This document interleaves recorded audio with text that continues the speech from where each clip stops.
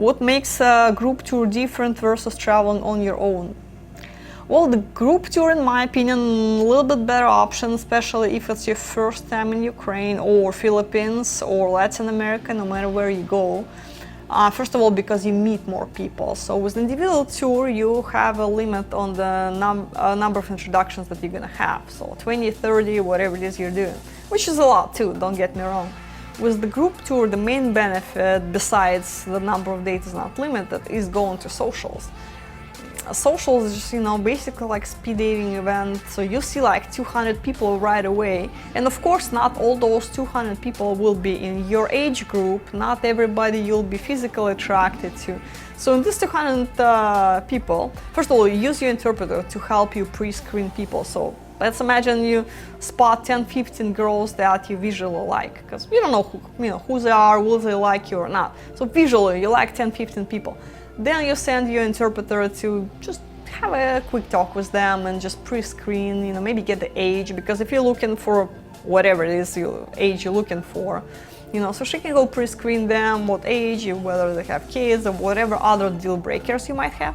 She can do pre-screen and save you time. And if they match what ideal criteria you have in mind, you come over, you talk, exchange phone numbers. You talk for 10-15 minutes and carry on and go talk to another one. Nobody will take offense. But this way you have a bunch of those mini dates. It's just a lot of pre-screening going on. So next time when you go out with this girl that you met at the social, you already know there is a mutual interest, because she already, she didn't show up basically on a blind date. She already seen you, she knows who you are, she knows basics about you, and the same thing, you already know how she looks like. Maybe you would overlook your profile on the website, and the same thing, maybe she would never come across your profile, but it's life, you met there, so that's a good thing. So in my opinion, that's the main benefit, is just going to social. And another thing, because you're in a group, you're making friends with other guys, which is really helpful too, because it helps to have a wingman. You can share your experience, when you're not going on the dates, you always have, if you want to socialize and hang out with other guys, you can always do it. Nobody will force you and, make you talk to other people, but for the most of it, guys meet at breakfast every morning, because breakfast, it's 9 o'clock or so. So everybody go down and just share their experience from how the previous dates went, and just, you get guys' perspective on your dating, and, if you need advice, we're happy to share our experience, but that's a woman's perspective, which is important too. But you want to have men's perspective and see what they have to say about it too. And you can always go on double dates, you can do things together, and what if you and your buddy get engaged to, in the nearest future, your fiancés can start talking to each other, they will make friends, they'll make connection later on down the road when everybody gets married. You can stay in touch as couples, because you will, those girls will help each other to integrate, and here in the United States, and they will have their own support group, so which is really helpful. And when you go on your own, it's great, but you just don't have that kind of support. From Bob, can we date our interpreters? Yes, if they're not married, if they're not in a relationship. The problem, and if you're really sure that's the person for you. The problem is, if you start dating your relationship, you create a lot of drama. Because what if it does not work out between you and her,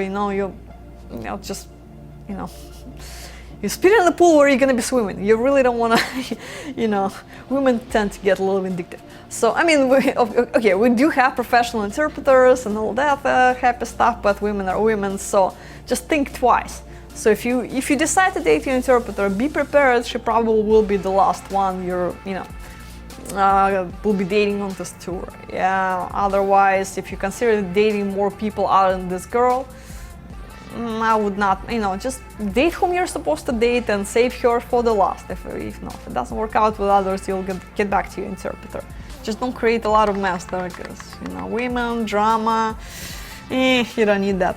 I guess I can share my experience. I really didn't hear much about it, if any, until I really started working for this company. Actually once I came across all this back in the day. And I was actually a teenager at the time, and that's the year when they were making a movie Two Brothers and a Bride, which later was renamed to A Foreign Affair. As you probably all heard, it's the movie about us that was filmed on a tour. Again, at that time I was a teenager, so was not, to say at least, not interested in the whole subject. But at that time I liked the actor David Arquette, and there was an article about him being a star in this movie that was filmed in St. Petersburg, Russia. So I thought, oh wow, that would be pretty cool to just go see David Arquette, and mom must be never heard about the whole international dating thing, gotta be a cool company. And I don't know, for some reason that memory stuck in my head and I forgot all about it until one day, just happened to go, a friend of mine was here, she told me about it, came to the company, and in over 10 years that I've been here, and that was one of the best things that ever happened to me, because it helped me to meet so many great people and impact so many people's life. I don't know if you can ask for more than when you see people, you help those two people meet, and then you see their relationship develop, grow, they start dating, create a family, kids. In some way I'm responsible for a lot of kids being born. Even though, guys, I still attended only one wedding. In all these years doing that, everybody promised me to invite me to the wedding. Only one in 10 years. So hopefully next year I'll receive a lot of those invitations. I'm not expecting much this year just because of the COVID and all that. I'm sure that impacted everybody's lives. But next year, guys, when you can travel and meet, hopefully you can travel this year and meet, your future life partners. So I'm expecting to come to you guys' weddings.